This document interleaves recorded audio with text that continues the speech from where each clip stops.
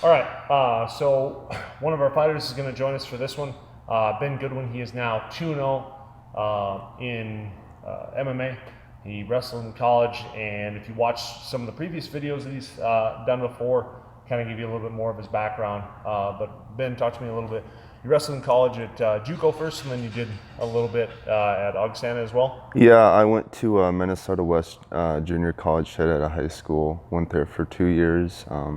Had a pretty successful career. Never really met my goals. So after that, I was kind of questioning what I should do because I kind of Sure, it's weird because it's almost always like there's a little pit of like feeling like you're just having to accomplish yeah. something. Well, I was number one in the country my sophomore year going into nationals, and I went 0-2. So after that, I kind of lost some interest from colleges, and I kind of felt lost. I didn't know what I wanted to do. I thought just, start working and start making money or whatever. But it was kind of weird because Jason Wright, my head coach at Augustana, he sent my coach an email. They had connections from previous wrestlers going there, and he sent my coach an email and said, "Hey, we're still interested. We need a 174-pound wrestler," and that kind of gave me a sense of hope. I fell in love with Augustana, and I really liked the coaches, and just took off from there. Sure. So then you were, I know that you were an All-American there as well, right? No, never an All-American. I was a national qualifier my senior year. Yeah. Okay. And then so you started Jeff and Devin from here, also two guys that fight. Got you interested in MMA, and then with that, I know that we've done a couple videos previously. So you've had two fights now. The first fight was in a smaller show. Where was your first one? Norfolk, Nebraska. Yeah, that's okay. And then the other one was in Lincoln, right? Yep. Okay, so that was pretty cool. Obviously, you get to fight. I know you're from Lincoln. Talk to me a little bit about that. That was, even for your second fight, that was a championship fight for Dynasty Combat. A guy that's had both people that you fought have had quite a bit more experience than you. Has that ever deterred you in fighting them? As a coach, I know that that's probably not the case, but I kind of felt that way for my second fight. It was kind of a weird deal because I was supposed to fight, I think, in October. The guy backed out. I was supposed to fight in December. The guy backed out. And there's that card coming up in Lincoln in January, and they said, "Hey, we got this one guy that will fight you, but he's the champ. He's had, 15 fights." And I was just kind of at the point where I had been in training camp for so long that I really needed a fight to kind of, whatever. So original opponent there, we were gonna have you fight in up in South Dakota, in Huron, South Dakota, right? no, it was supposed to be in Omaha. Okay. And then I'll put it this way: you've had a lot of people back out on you, and have had that setback a lot of times. Now, either for maybe them getting hurt or just not wanting to do the fight, things like that. And this opponent is going to be Roscoe Witt for this LFA fight. You were supposed to fight him previously, right? Yeah, I was supposed to fight him last summer sometime, I think July, up in Watertown. Came to fight, and he didn't show up, so. Sure.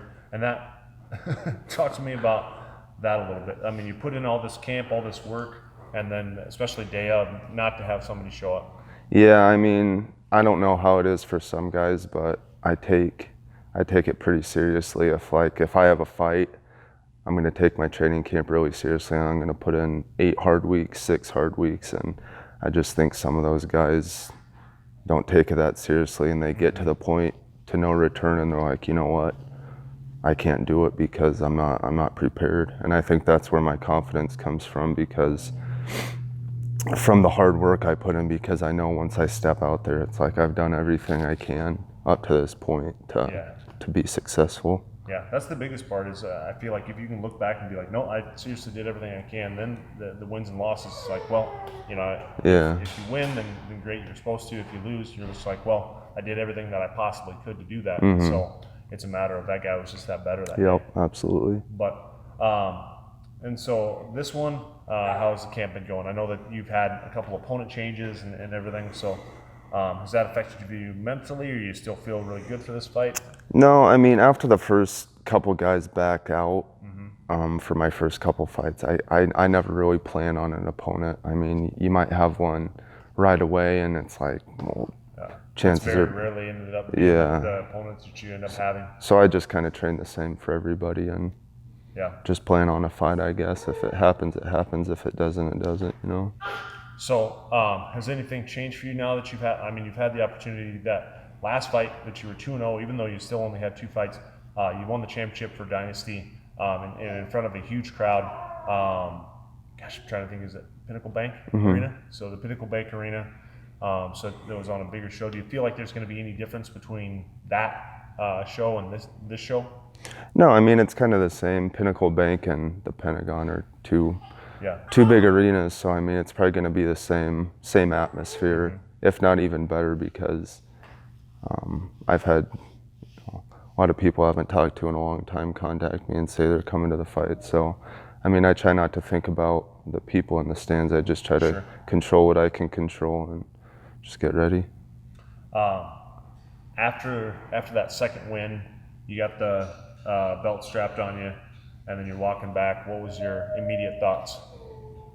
It was crazy. I mean, the belt's cool and all, but it was just I broke through so many mental barriers that day. Just mental barriers that I had had in wrestling before that I had learned to overcome towards the end of my career. And it was just more that, you know, convincing myself that I could do it, you know, I went 3 rounds and, you know, it's just something that if you've never done it before, you don't know if you can do it. And it was just such a relieving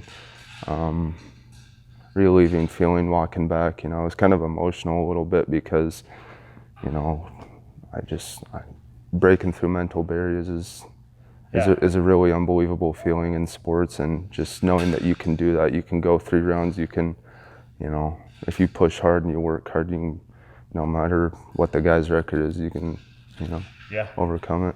And for me, that's like the biggest difference of amateur and pro. Like once you start breaking through a lot of those mental barriers and being able to say, okay, I can put a good camp together. I can have the mental fortitude of, like, if I'm down, or if I'm okay, I can't maybe get these takedowns, or I can't strike with them, or whatever. Like, I feel like that's the biggest thing when you know that you're going to be able to go pro, is when, like you said, you're starting to break through some of those mental barriers, and you develop a strong mental game. And then Absolutely. Like, you know, obviously when you're amateur, it doesn't really matter what your record is. When you go pro, everything gets scratched and you're 0-0. But then after that, you know, all those wins and losses count for something a little bit. And so it's nice to have that amateur system to be able to kind of work out some of those kinks first, and then go into that pro. So talk to me a little bit about this fight in particular. Anything special that you feel that you're going to get out of this one, or anything that you've tried to implement? Well, you know, I've been working on my striking a lot more. I always say I really want the fight to stay on the feet, just for experience standpoint, just, you know, another mental barrier to know that, you know, I can go a whole fight on my feet. But I saw a quote, it said, you know, fight with your eyes, not an idea. Right. So like you can always game plan, but once you get in there, it's completely different, you know. I mean, if a guy gets close to him, I'm probably gonna react and take him down. So like that idea of everybody always has a game plan until you get hit in the face. Yeah, exactly.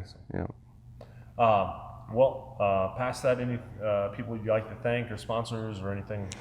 Yeah, I thank all the sponsors. I never had sponsors before for a fight camp, so that those extra commodities that we get with the sponsors, it just makes it all that much better and exciting for all of us. And then, of course, I'd like to thank my coaches, Bruce Hoyer and Ian Ritchie, for always, you know, putting in the time, extra time to make things possible for us, and just my family, my girlfriend, for always being there for me and taking out the time to support me.